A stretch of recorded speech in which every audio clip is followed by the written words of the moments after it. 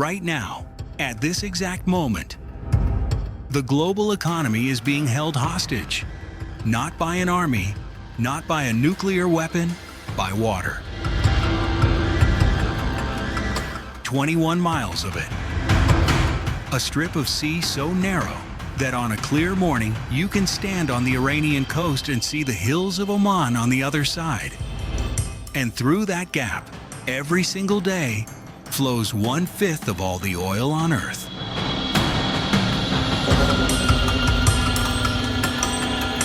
Not some of the oil, not a portion. 1/5 of everything.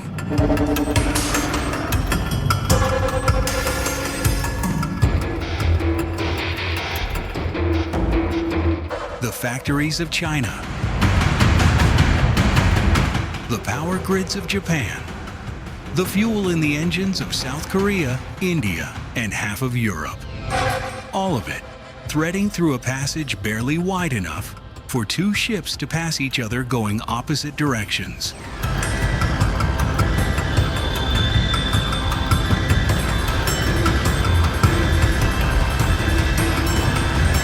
This is the Strait of Hormuz. And as of February 28, 2026, for the first time in modern history, it is closed.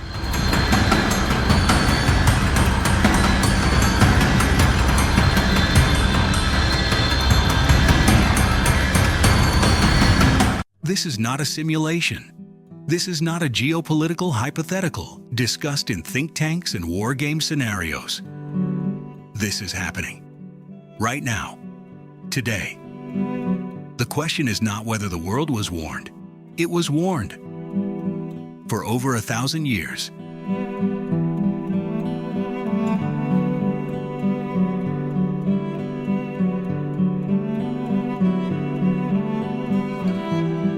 The question is why?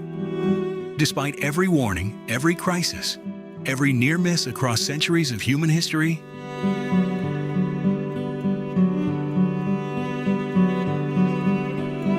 the world built itself so completely around 21 miles of water and never, truly, prepared for the day it stopped. That story begins, not in 2026, not in the age of oil tankers and missile strikes. It begins with a kingdom.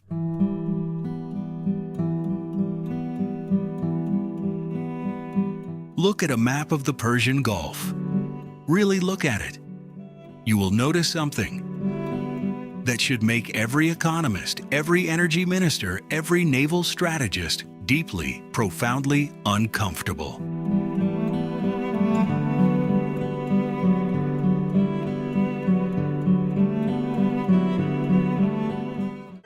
The entire Persian Gulf, a body of water bordered by Saudi Arabia, Iraq, Kuwait, Qatar, the UAE, Bahrain, and Iran, has exactly one exit.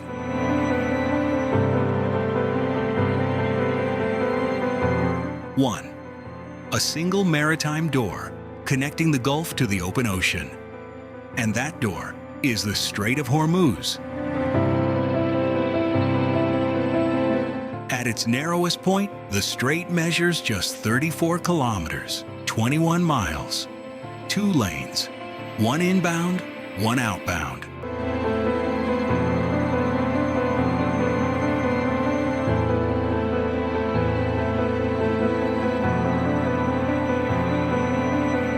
But the navigable shipping lanes, the actual corridors where fully loaded oil tankers can safely pass, are far smaller than that.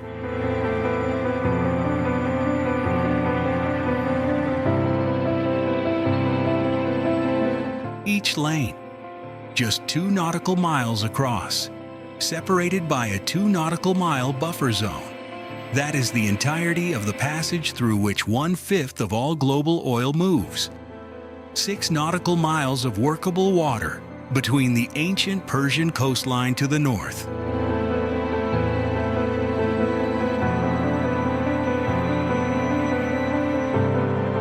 and the Musandam Peninsula of Oman to the south. to understand what 20 million barrels per day actually means. Consider this. Every single day, roughly 100 cargo vessels thread through these lanes.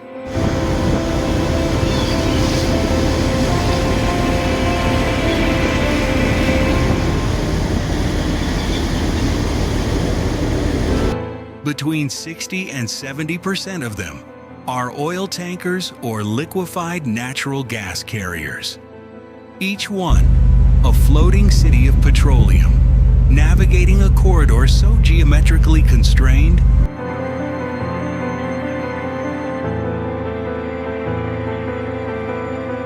that maritime analysts have compared it to funneling the entire water supply of a continent through a single garden hose. And the tankers that use this passage are not small. The largest crude carriers in the world.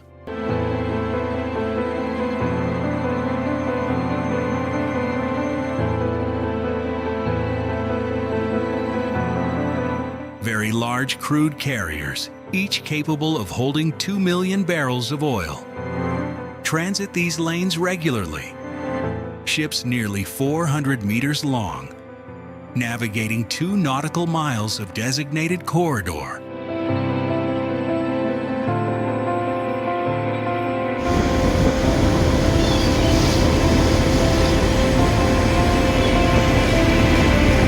In a strait that has, on its northern shore, one of the most heavily armed coastal nations on Earth.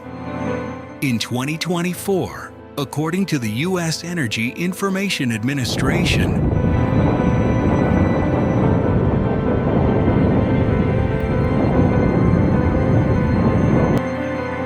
"84% of all crude oil flowing through the Strait of Hormuz was destined for Asia."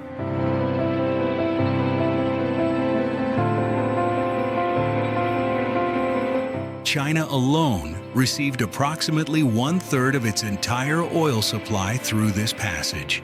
Japan, India, South Korea.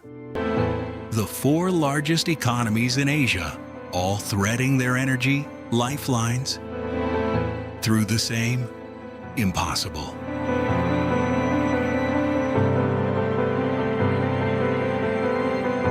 And Qatar, the world's second largest exporter of liquefied natural gas.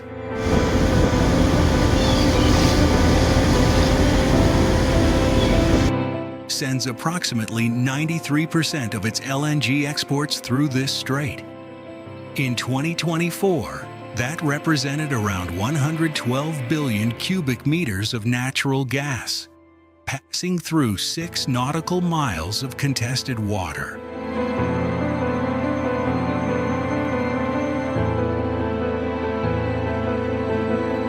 There is no pipeline that replaces this. There is no alternative route that absorbs this volume.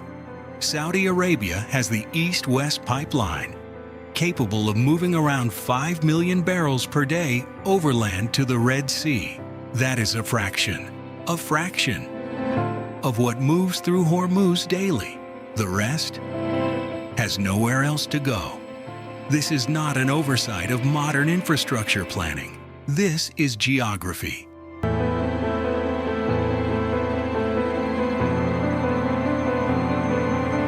Raw, indifferent, ancient geography.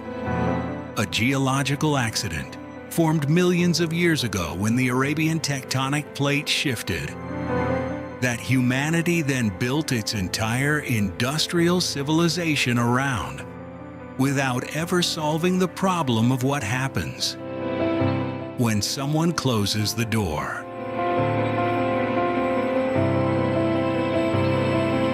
Long before the first oil tanker ever existed. Long before the word petroleum meant anything to anyone.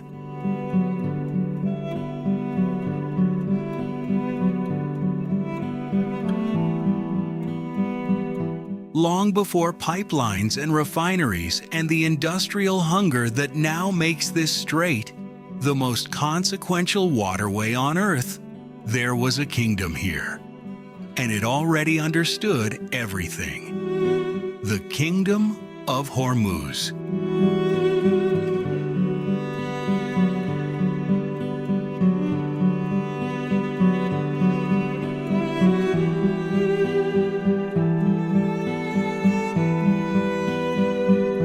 Rising to power from around the 10th century, built on a small island at the mouth of the Persian Gulf, this was not a kingdom of armies or vast territory. It was a kingdom of position. Its rulers understood something profound, something that every empire after them would be forced to rediscover.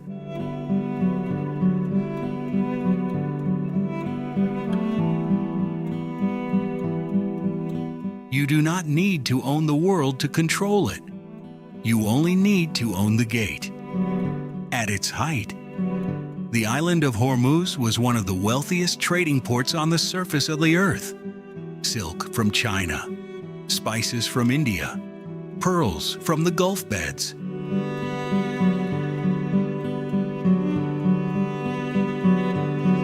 Arabian horses, among the most prized commodities of the medieval world, traded through its customs houses. Merchants from Persia, Arabia, India, East Africa, and China, all converging on this tiny island.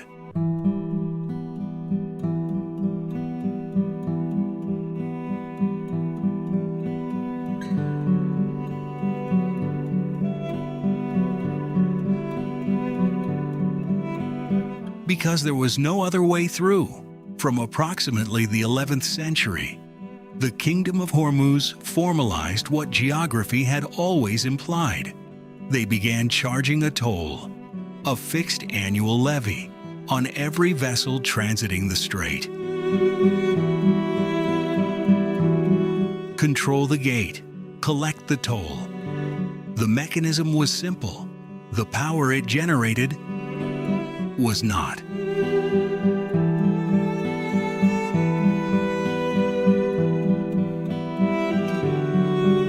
Ibn Battuta, the great 14th century Moroccan explorer who crossed more of the known world than almost any traveler in history.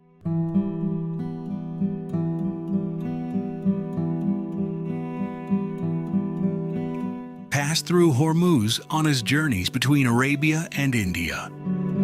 He described a city of extraordinary wealth, a place where the convergence of civilizations had produced something singular.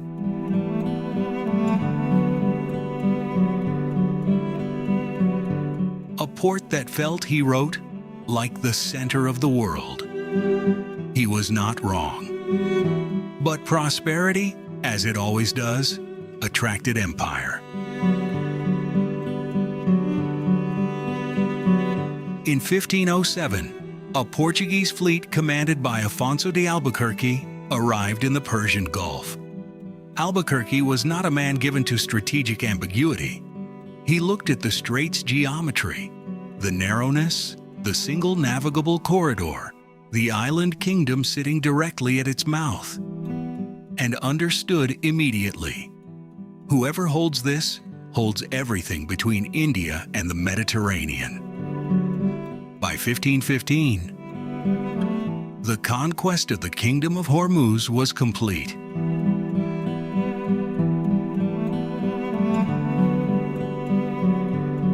The Portuguese built a fortress on the island, its sun-bleached walls still visible from the Iranian coast on a clear morning.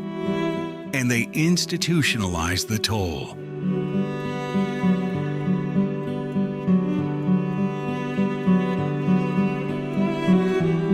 Through a system called the Cartas, a protection document, a licensed passage.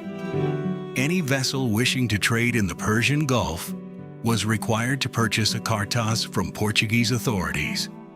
Ships without one were subject to seizure or destruction. For 107 years, Portugal ran the most consequential toll booth in human history.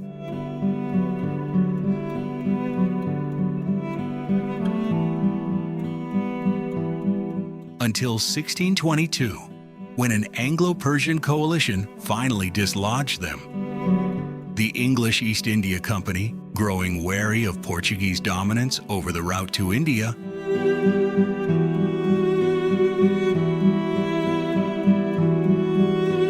allied with Safavid Iran and retook the island. New masters, same gate, same logic.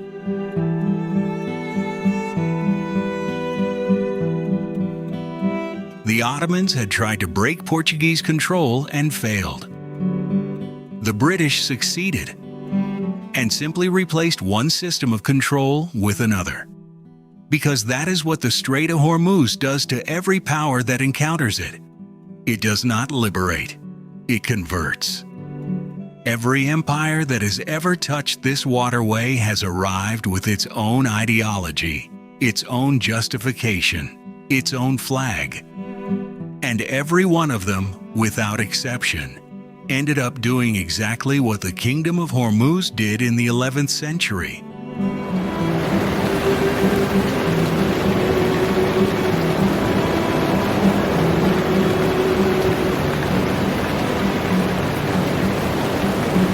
Standing at the gate, charging the toll, watching the world pass through. The only thing that has changed is what flows through the water.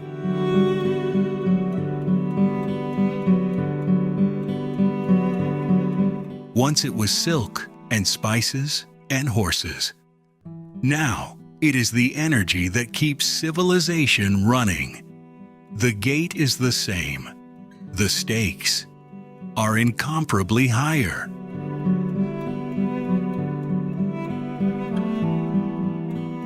To understand what is happening in the Strait of Hormuz right now, you have to go back, not to 2026, not to the nuclear negotiations that collapsed in Geneva, not even to the 1979 Iranian Revolution, though that is where the modern threat was born.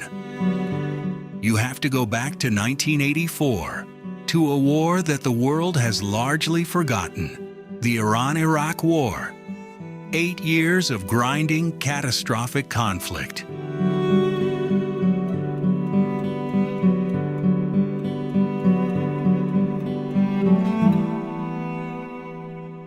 Fought across land borders, through poison gas attacks, through human wave assaults that recalled the trenches of the First World War.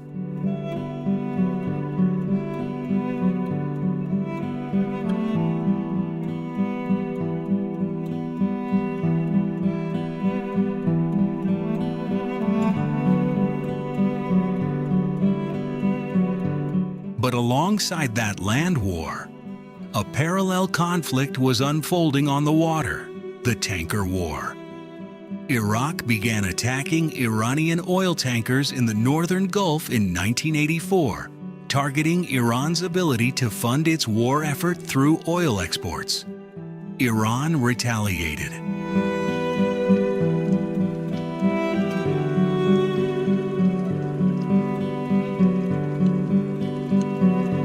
Not with a navy it did not have, but with something cheaper, something ancient, something that a CIA assessment would later describe as just as effective as a blockade: mines.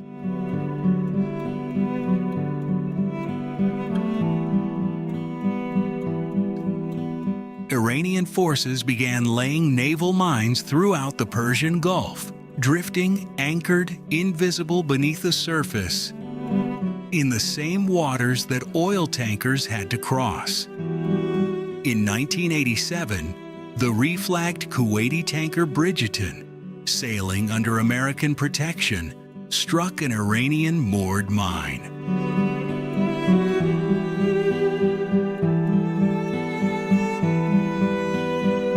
The explosion tore a hole in the hull of a vessel weighing tens of thousands of tons. The tanker survived. The message did not.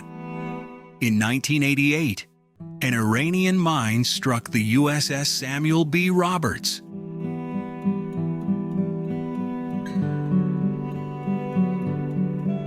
A U.S. Navy frigate on escort duty in the Persian Gulf.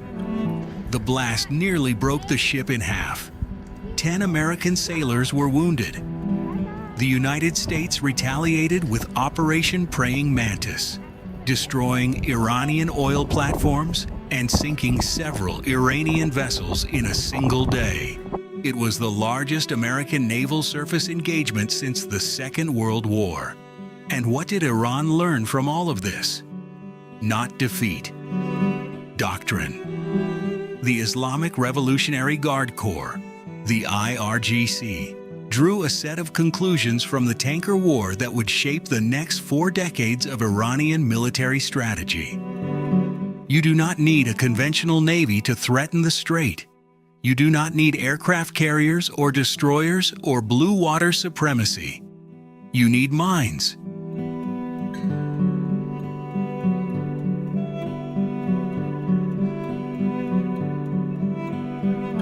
You need fast attack boats. You need shore-based anti-ship missiles hidden in coastal caves. You need drones, cheap, expendable, swarming drones that can be launched from fishing vessels with plausible deniability.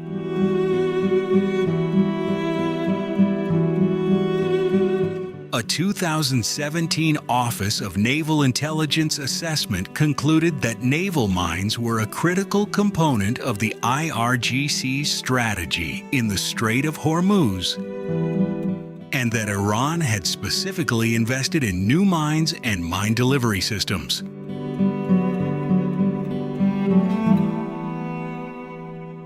After studying their impact during the tanker war, the Stimson Center, a respected Washington defense think tank, described the IRGC's mine warfare strategy in March 2026 as designed to impose maximum costs by halting commercial traffic, raising oil prices, and forcing the United States into a slow, hazardous, and politically fraught clearance campaign.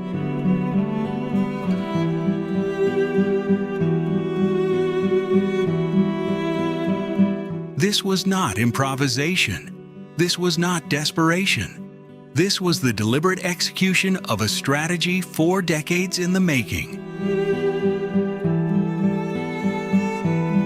Iran had spent 40 years, through sanctions, through isolation, through every diplomatic rupture with the West, quietly, methodically, building a single capability.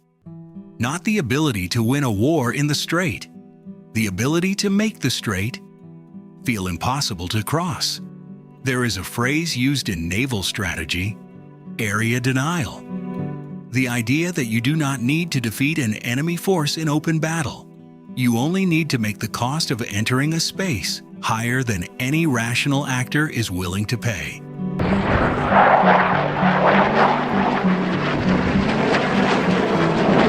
At some point, a threat becomes a reality.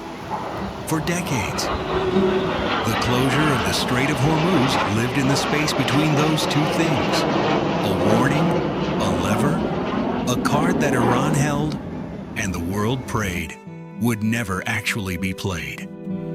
On February 28, 2026, it was played.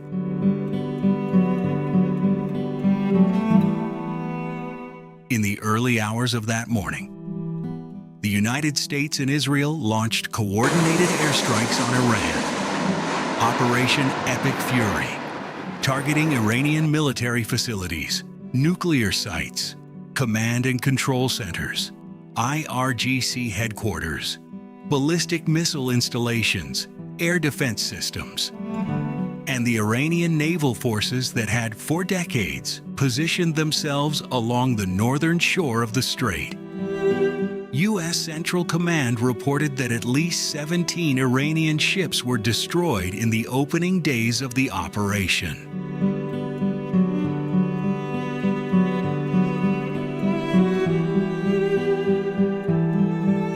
Admiral Brad Cooper, CENTCOM commander, stated on March 3rd that there was not a single Iranian ship underway in the Arabian Gulf, the Strait of Hormuz, or the Gulf of Oman.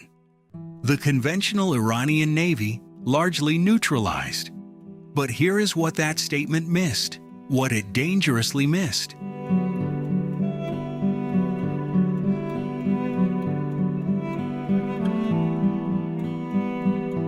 The IRGC Navy, Iran's asymmetric force, the one built around mines and drones and coastal caves and fishing vessels, was not the same thing as Iran's conventional fleet.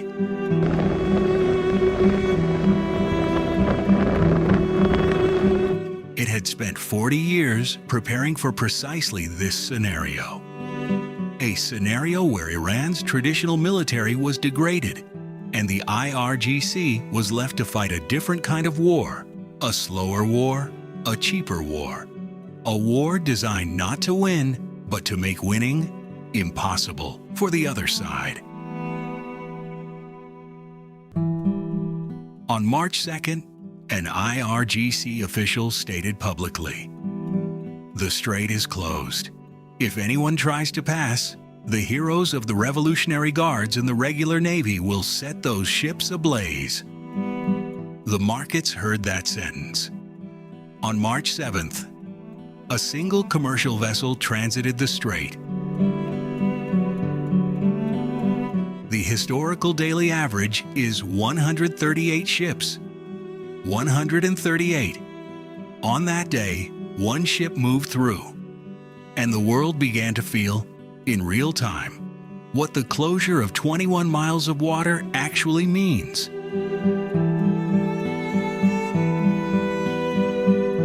Brent crude oil, the global benchmark, surged from $69 a barrel before the conflict to $80 within days. Then $100. Then, on March 8th, it crossed $100 per barrel for the first time in 4 years. It did not stop there. It reached $126 per barrel at its peak, the largest monthly increase in oil prices ever recorded in the history of the global oil market.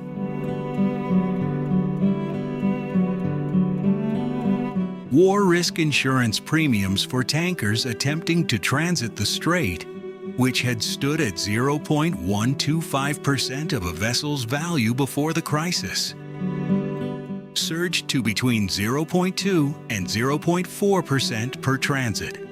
For a very large crude carrier, that single percentage point movement represented an increase of $250,000 per crossing. European gas storage, already at historically low levels following a brutal 2025 to 2026 winter, sat at just 30% capacity. Qatar, which supplies approximately 1/5 of all global liquefied natural gas, sends 93% of its LNG exports through the strait. With Hormuz closed, that flow stopped. Dutch TTF gas benchmarks, the European Natural Gas Price Indicator,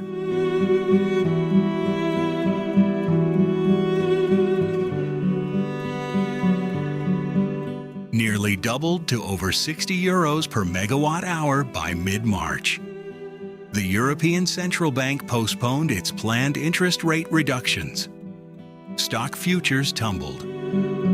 The head of the International Energy Agency, the organization that monitors global energy security for the world's wealthiest nations, issued a statement describing the situation as the greatest global energy security challenge in history. Not in recent history, not in the post-war era, in history. That sentence, from one of the most cautious, measured institutions in the world, should stop you entirely. Because what it means is that in all the centuries of empires and wars and trade disruptions and oil embargoes and tanker attacks and Cold War standoffs, the world has never, until now, faced anything quite like this. A choke point that the entire industrial civilization was built around, closed, not threatened, not partially disrupted, closed.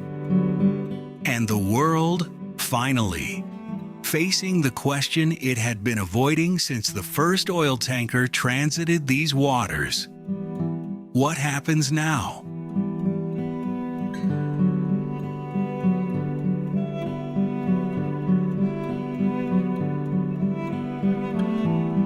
There is a number that should haunt every person watching this. 21. 21 miles. That is the width of the narrowest point of the Strait of Hormuz.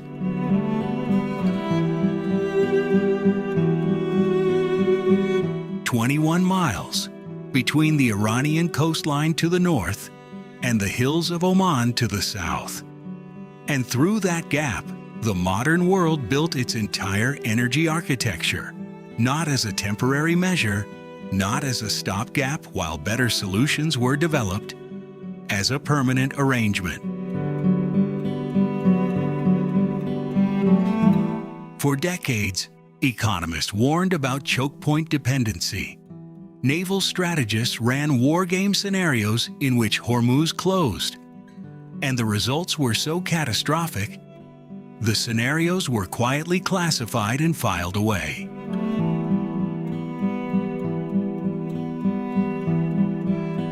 Energy ministers from Tokyo to Brussels to Washington understood, at some level, that the numbers made no sense.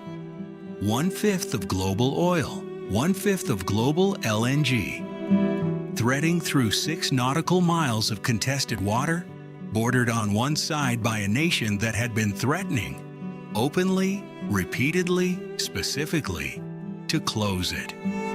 And the world kept building, kept consuming, kept threading its lifelines through the same narrow gate. Because the alternative, genuine energy diversification, genuine infrastructure redundancy, genuine strategic courage, was expensive and inconvenient. And the gate had always stayed open until it didn't.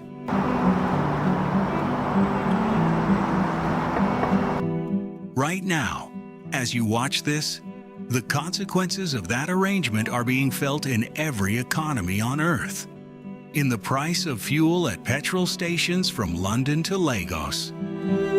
In the energy bills landing on doorsteps across Europe, where gas storage sits at 30%, and Qatari LNG, the supply that was supposed to help, cannot move. In the factories of South Korea and Japan, whose governments are now confronting a question their entire post-war economic models were never designed to answer.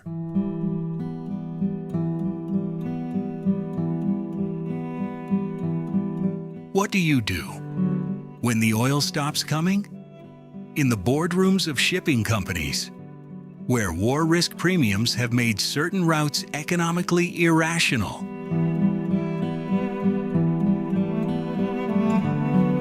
and captains are being asked to make decisions that no insurance policy fully covers. In the markets, where a single sentence from an IRGC official, 8 words about setting ships ablaze, moved the price of crude by double digits in a single session.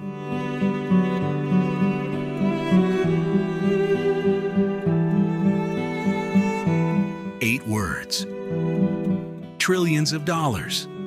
This is what the Strait of Hormuz is. Not just a waterway,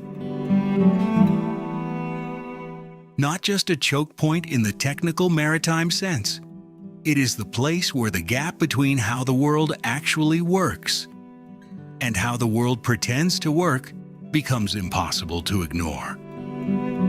We built a civilization that runs on energy, and then we routed that energy through a medieval gate guarded by centuries of imperial competition.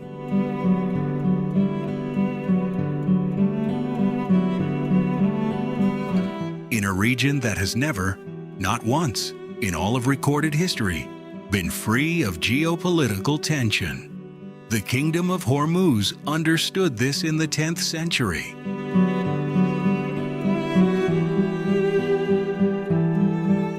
Albuquerque understood it when he arrived with his cannon in 1507. The IRGC understood it when they began laying mines in the 1980s and never stopped refining that capability. Everyone, at every point in this story, understood what the strait was. Everyone except the world that made itself dependent on it. And now, in the spring of 2026, with oil at levels not seen in years, with markets shuddering at every headline from the Gulf, with the greatest energy security crisis in recorded history unfolding in real time,